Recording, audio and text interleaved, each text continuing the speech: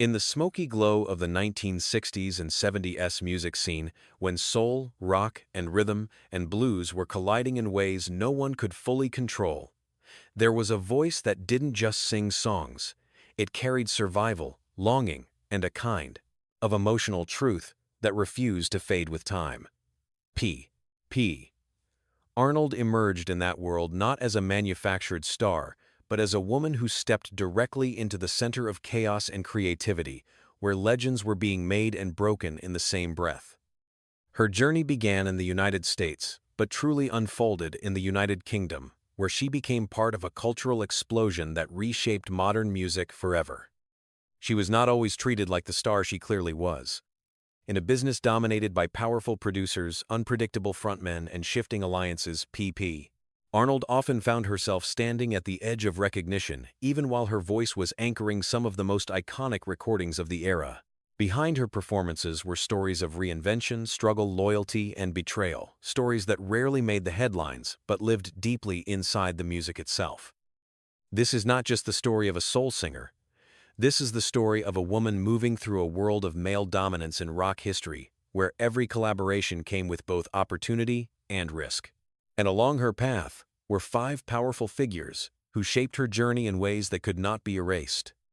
Born as Patricia Ann Cole on the 3rd of October 1946 in Los Angeles, California, P. Arnold grew up in a world far removed from the polished stages she would later command. Her early life was shaped by responsibility and hardship, becoming a teenage mother at a young age, a reality that forced her to mature quickly in an industry that demanded both innocence and resilience from its female voices. Music became her escape, but also her weapon, a way to claim space in a world that rarely handed it freely to women like her. Her first major break came when she joined the Ikettes, the backing vocal group for the Ike and Tina Turner Revue. It was here that she first stepped into the orbit of high-pressure performance, strict discipline, and the electrifying intensity of Ike Turner's musical empire. But even then, Arnold was not content to remain in the background forever. Her voice stood out, rich, soulful, and emotionally direct in a way that demanded attention beyond backup duties. A turning point came when she moved to the United Kingdom in the mid-1960s, a decision that would define her career. There, she was introduced to a completely different musical ecosystem, one driven by British rock experimentation, mod culture, and a growing appetite for American soul. She quickly became connected with influential producers and bands recording songs that would later become cult classics. Yet her path was never smooth. Contracts, control issues, industry politics, and shifting loyalties meant that Arnold often found herself in the middle of creative brilliance and professional instability. Despite this, she continued to work with some of the most influential figures in rock history, carving out a legacy that was quietly powerful rather than loudly celebrated. Arnold's story is not one of instant fame, but of endurance, of a voice that survived the machinery of an industry built on both brilliance and exploitation. Number 5. Ike Turner. When Arnold first entered the professional music world, she stepped directly into the orbit of Ike Turner, a man whose influence over the early structure of soul and R&B was as powerful as it was controversial. As part of the Ikettes in the Ike and Tina Turner Revue, Arnold experienced a level of musical discipline that was both transformative and overwhelming. Ike Turner demanded precision, energy, and absolute commitment from every performer on stage. And there was no room for hesitation once the spotlight hit. For Arnold, this environment became her first real education in professional performance. She learned how to project her voice over loud bands, how to move with synchronized choreography, and how to survive the exhausting pace of touring life. The stage was electric, but it was also controlled with strict authority, and Ike Turner's presence dominated every rehearsal and performance space. While this period gave her exposure and experience, it also introduced her to the harsh realities of power dynamics in the music industry. Creative control was limited, and individual identity often dissolved into the larger machine of the revue. Arnold's voice was strong enough to be noticed, but not yet free enough to fully define her own artistic direction. Still, this chapter was crucial. It gave her the foundation she needed to eventually step out on her own, and it showed her both the possibilities and limitations of working under a dominant musical figure. Ike Turner's world was one of brilliance and tension, and P.P.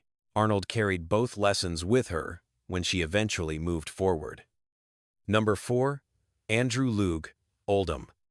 Andrew Loog Oldham entered P.P. Arnold's life at a moment when she was ready to break free from background roles and step into a solo identity.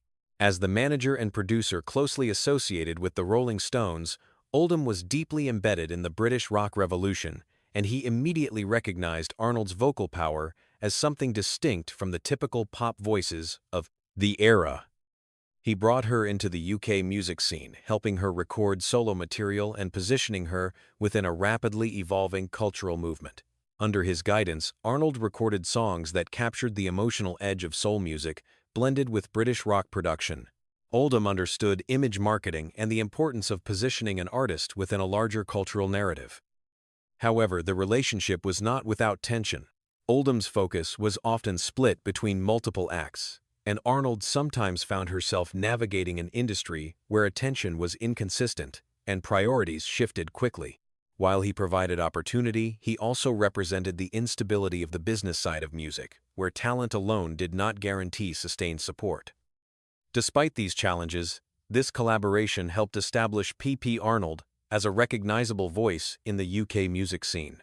It was a period of visibility, experimentation, and artistic growth, even if it came with uncertainty about long-term direction. Andrew Loog Oldham's role in her story was that of a gateway figure, someone who opened doors but did not always stay long enough to guide what happened once they were opened. Number 3. Mick Jagger. Mick Jagger represented a different kind of influence in P.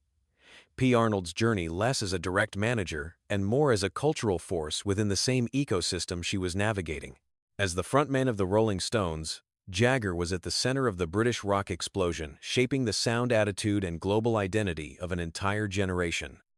Arnold's connection to this world came through recording sessions and industry overlaps, where she found herself working alongside musicians who were redefining what rock music could be.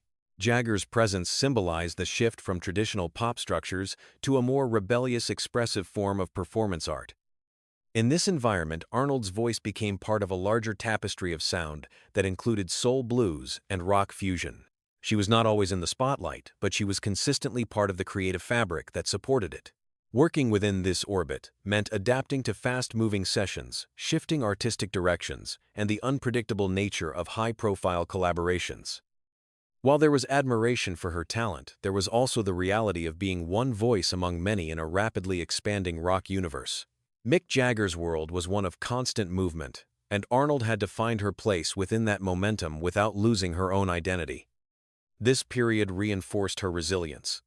It showed her how easily talent could be absorbed into larger fame machines, and how important it was to maintain artistic individuality, even when surrounded by global icons. Number 2. Rod Stewart. Rod Stewart's connection to P. Arnold reflects a period of deep musical collaboration within the British rock and soul crossover scene.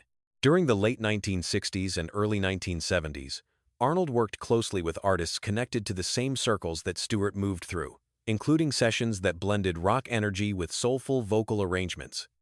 Stewart, known for his distinctive, raspy voice and emotional delivery, was part of a generation of musicians who drew heavily from American soul traditions. In this environment, Arnold's vocal style found natural alignment, and her contributions added depth and authenticity to recordings that aimed to bridge genres. However, the reality of the industry remained complex. Even in collaborative spaces, recognition was often uneven, and backing vocalists or supporting artists were frequently overshadowed by front-facing stars. Arnold's role, while musically essential, was not always publicly credited in proportion to her contribution. Still, this period allowed her to remain active within a thriving creative network. Working alongside figures like Rod Stewart meant staying connected to the evolving sound of British rock, even when the spotlight was not directly focused on her. Her voice continued to carry emotional weight across recordings, reinforcing her reputation as a powerful yet understated presence in the music world. Number 1. Chris Farlowe. Chris Farlowe represents a shared chapter in the British rock and soul scene where P. Arnold's voice intersected with one of the most distinctive male vocalists of the era. Farlow, known for his powerful blues-influenced style, moved in the same musical circles that defined the London sound of the late 1960s. Within this environment, Arnold's contributions as a vocalist became part of a larger network of collaborations and live performances that shaped the identity of British rock music.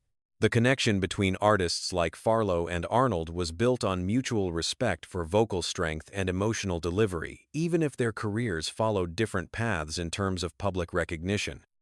This stage of her journey reflects a broader truth about her entire career.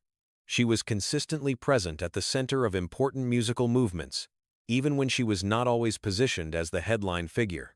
Her voice remained a constant thread through shifting trends, genres, and industry changes. Chris Farlow's presence in her story symbolizes the interconnected nature of the British music scene, where artists frequently crossed paths, shared stages, and influenced one another's sound in subtle but lasting ways. For P. Arnold, this was not a closing chapter, but a continuation of a lifelong pattern being at the heart of music history, while often standing just slightly behind the spotlight. Looking back across the long and winding path of Arnold's career, what stands out most is not she moved through decades of change without ever losing the core of her identity, her voice. That voice carried through studios backing tracks, live stages, and quiet sessions, where music history was being shaped by people whose names would later become legendary. Her story is also a reminder of how the music industry often works behind the curtain. While frontmen and producers received the spotlight, voices like Arnold's were the emotional foundation that gave those records depth and power. She was part of a generation of artists who built the sound of an era without always receiving equal recognition for it at the time. Yet what makes her journey remarkable is endurance. Trends changed, bands rose and fell, and the industry shifted repeatedly, but Arnold continued to work, record, and perform. She adapted without losing authenticity, and she carried the influence of soul music into the evolving landscape of British rock in a way that left a lasting imprint. Even today, her contributions are rediscovered by listeners who trace the roots of classic recordings and realize how many of those unforgettable moments were shaped by her voice.